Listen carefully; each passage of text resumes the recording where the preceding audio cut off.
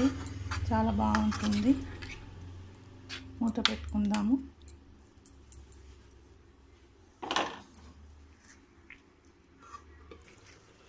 చూద్దామండి, మన paneer masala curry ready. చూసారు కదా, చుట్టూ ఆయిల్ కూడా వచ్చేసింది. ఇలా రావాలండి.